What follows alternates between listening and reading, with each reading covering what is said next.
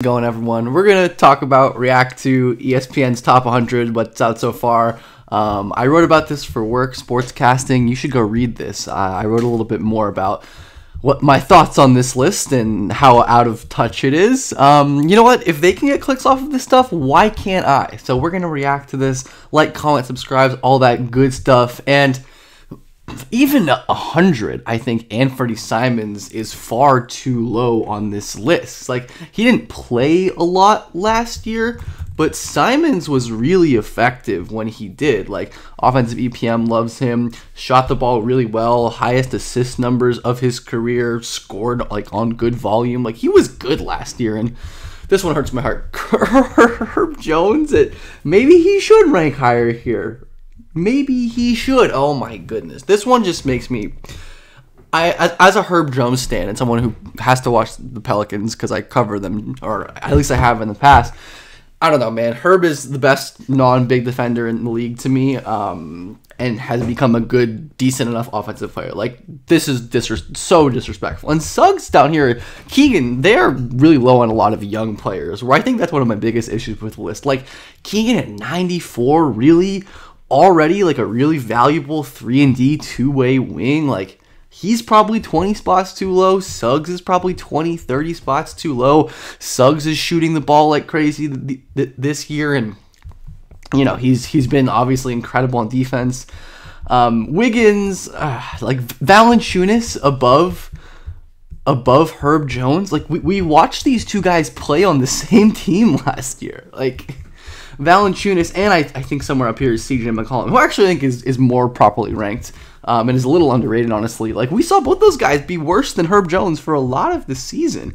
MPJ 89 is pretty nuts. Like, did they literally just drop him because of his general three-point shooting? Like, again, very reactive to like season by season, and still he was like very, very efficient from three, like pretty much similar numbers in almost every way. Like, his scoring volume dropped a little bit, but overall, like, nothing so different for Porter. Like, he's still the same, like, top 60 guy just based on his scoring. Naz Reid probably a little low. Jaime, definitely don't think he's deserving of a top 100 spot after what he did last year. Like, he was certainly impressive, but like, I don't know. I do not think this is a top 100 guy yet. Maybe at some point in the future. And then, what else? Jarrett Allen at 73 is crazy.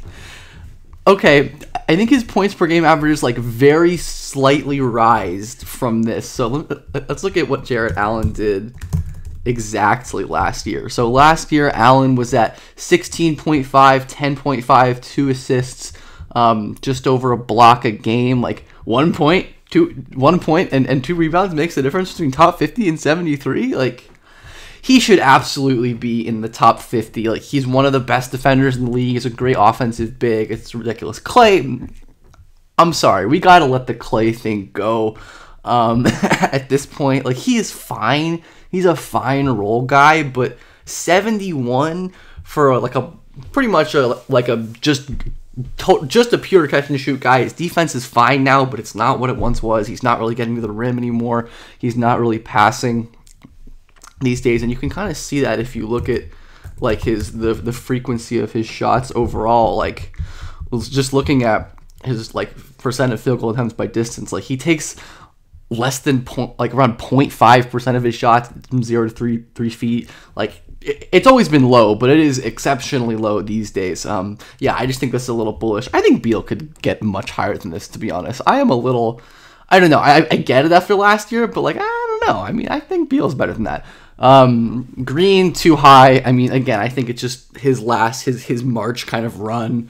But I mean, he could get there for sure. But I just made a video about Jalen Green. You should go check it out. But Cade, this one makes me so upset. I don't know, man. Like, it really is just like the losing season thing for sure. Cade was really impressive last year. Like, he's still not the most efficient guy in the world, but like, his team in context has been so bad. He has improved as a shooter every year. His driving is really good. He's an incredible playmaker, and he's great on defense. Like, this is absurd, absolutely absurd to me. I think they have a couple of these like limited role players too high. Like, first of all, Bane at 60, absurd. Absolutely absurd. Like, the fact that they have, again, 24 and 5.5 assists. Bane last year, his improvement was really underrated. He and Jaren Jackson, who is just crazy low on this list. Bane, career high in assists for sure. Just generally like effective at the rim. Had to do a little bit more on offense. Like the volume increased a little bit. I believe the usage was a bit higher too because of the injuries.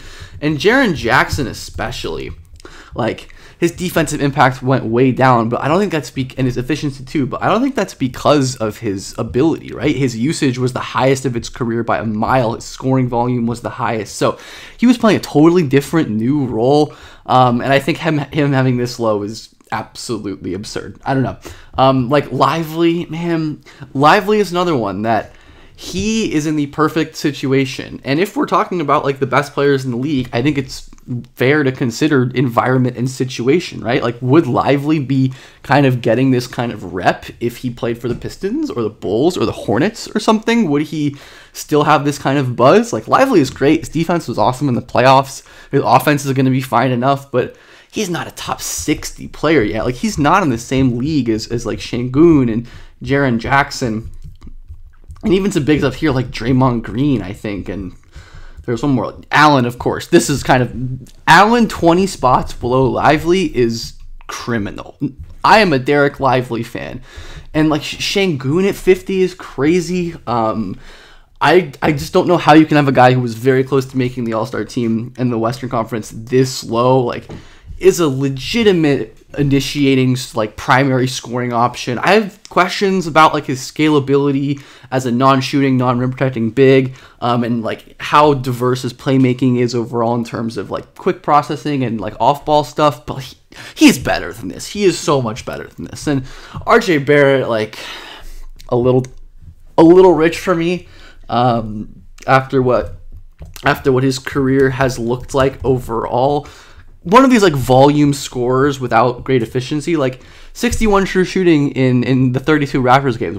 He was honestly really good. Like, it was good to see him play in a different situation, more like off-ball movement and stuff like that. But it's his first time above league average efficiency for a stretch, basically across his entire career. And I just don't think there's enough in terms of like creation and playmaking to get him this high. Could definitely get there, but like a guy like Franz Wagner, who I consider a sub-all-star level player already. Yes, he didn't shoot the ball very well from three last year, but his slashing, defense, playmaking on the wing, also so valuable and pretty underrated as well. LaMelo at 50, I mean, it literally has to just be because of the injury. I don't know. Absurd initiator point guard already. Elite off-dribble shooter, elite passer, improving driver, improving defenders. If you want to have him low because he's never healthy, fine. But I don't think that's what this is. Or maybe it is. I don't know. Let's keep going down this list. J-Dub's way too low. He's simply way too low. He is already, to me, a top 30 guy in the league. Maybe that's a little bit bullish, but just looking at his overall stat profile, too, you can see, like, really balanced, efficient from everywhere, incredible shooter, good playmaker. And the one thing I want to see from J-Dub is to get the three-point volume up. He's so damn efficient, but I really would like to see him get to 5-6 attempts per 75 just to make his shooting threat even more dynamic. But again, like, he's better than DeJounte Murray, who is, to me, one of the more overrated players in the league. DeJounte, this is absolute, this is, yeah, I don't know.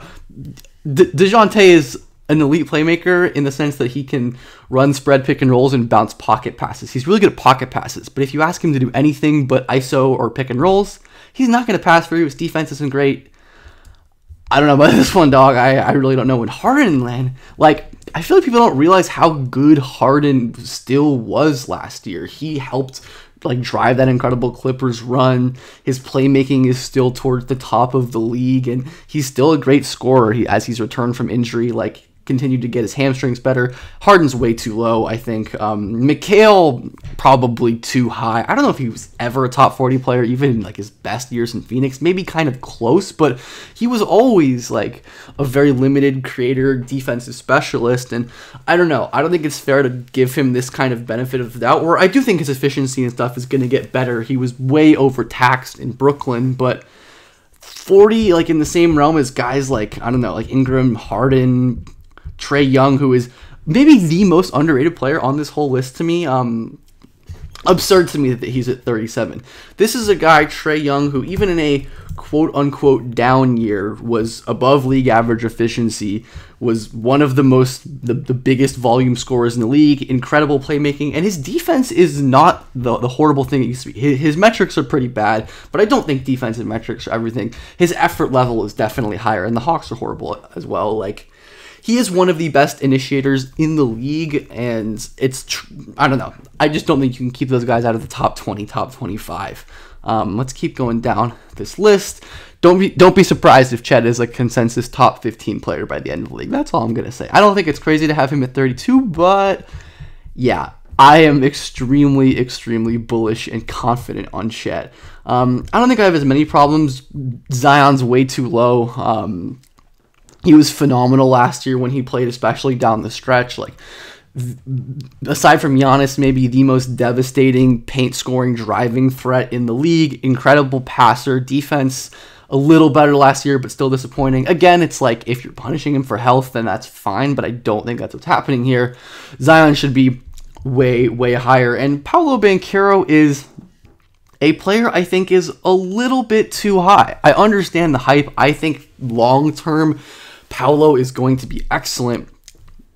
But when you look at what he did last year, the efficiency for how incredibly like on-ball usage heavy he was just really wasn't there. Like, well below league average efficiency, wasn't really efficient from three. The playmaking volume was great, and the defense overall was solid. But when we go and look at these high usage initiators, he's one of the least efficient. He is the least efficient above a certain usage cutoff, 29 right there. I did ding Cade for the efficiency, and like I said, I don't think efficiency is everything when you consider Paolo's offensive load, but like his team is way better than Cade's. He has better players, and the shooting really isn't the same. I think Paolo's an excellent player, and I think he's going to be a fantastic player, but I think top 25 with your Zions, your Kyries, Kawhi, who I think Kawhi is way too low here, unless they really just are talking about health. He, to me, feels more in this range, like the Ingrams, the Randalls, the Siakams, the DeRozans. No disrespect, of course, but that's just currently 420, 24, 25 where I see Paolo. He can absolutely get here in the future, and I think Paul George is probably a little too high, honestly, now. Like, he, to me, just doesn't have the kind of juice that he used to off the bounce as a creator. Just like a really great third option, like a kind of wing shooter who can still defend, but not the kind of creator he really once was. And I don't have as much to say getting down into these. I think Jalen is too high. I mean, I get it. He's coming off of a title. He made a bunch of improvements, but I still think a guy who is a not super efficient volume scorer who has playmaking and defensive limitations, just a little rich for my blood. I would still have him in the top 25, but top 15, a little much for me.